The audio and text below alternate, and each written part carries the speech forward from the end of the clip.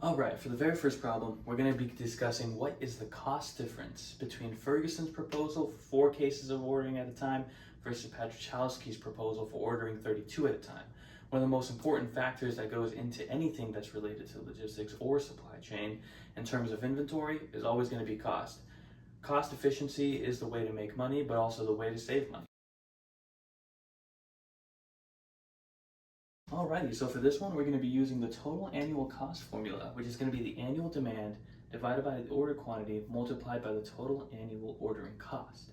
This is going to be added with the quantity divided by 2 multiplied by the annual holding cost. So this is the formula that we're going to go ahead and use, and I'll go ahead and plug in the numbers in order to see which one is more cost efficient. All right, so for breaking it down, whenever we use that total cost formula, it's going to be 10,752 that are ordered a year.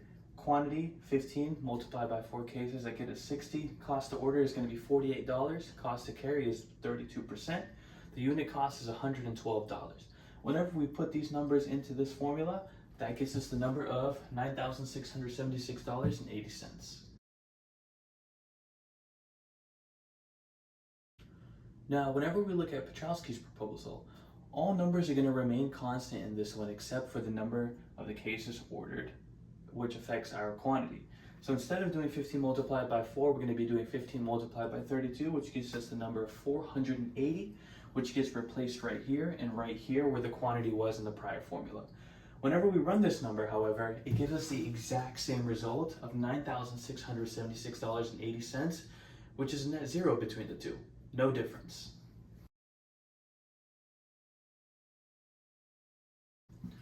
Now, for this one, we're going to be looking at the economic order quantity. For this one, we're going to be looking at the basic total annual cost and which one's going to be the lowest and what quantity we should recommend based off of that.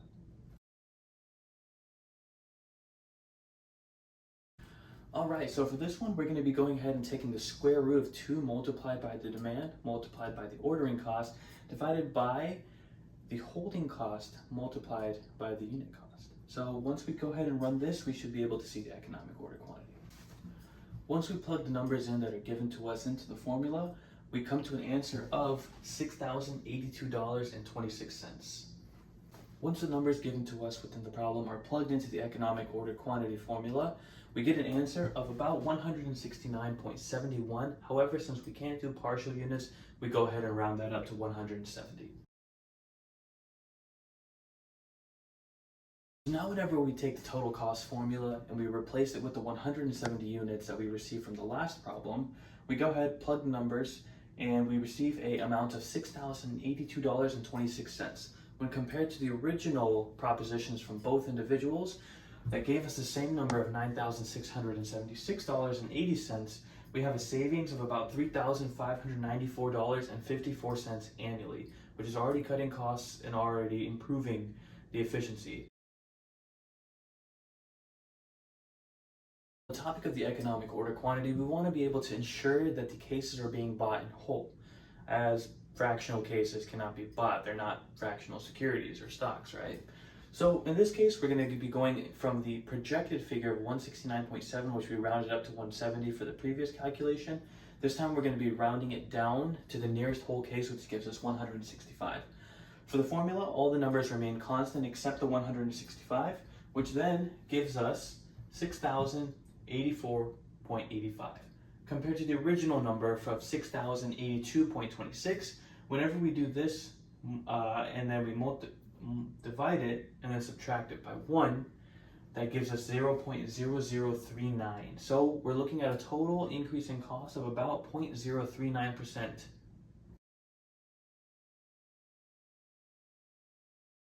In this event, we're going to be looking at what would happen if we went up to the nearest whole case. For this number, we're going to be using 180. Like the previous formula, all the numbers remain constant except for the 180, which gets replaced. Whenever we do that, that gives us a total of $6,092.80. And then the original has us at $6,082.20. Whenever we put this into the formula, subtract it by 1, that gives us 0.0017 or 0.17%, showing that our costs would increase about 0.17% compared to the 0.0039 in the previous example where we went down.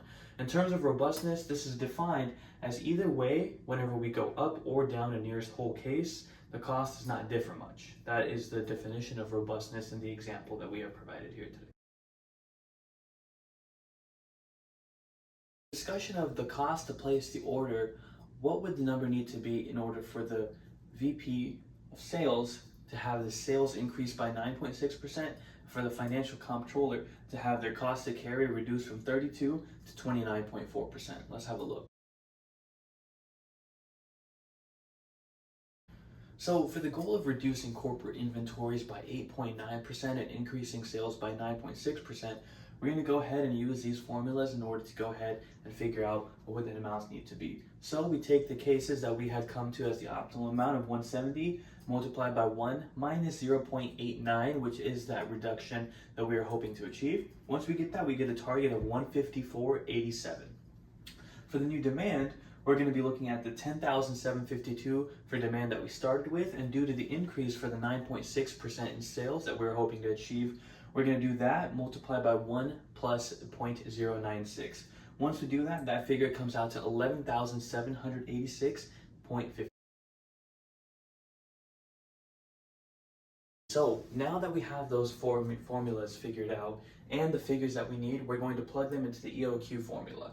So in order for this one, we're going to go ahead and do the 154.87 to the second power, which is going to be what we got from the new inventory target. And we're going to go ahead and divide that by 2 multiplied by the new demand, which is the 11,786.59. Once we do that, we'll do that by the carrying cost and the cost for unit. And then once we do that, we get a new ordering cost of $36.47. In order for these targets to be achieved, this is going to be the new ordering cost.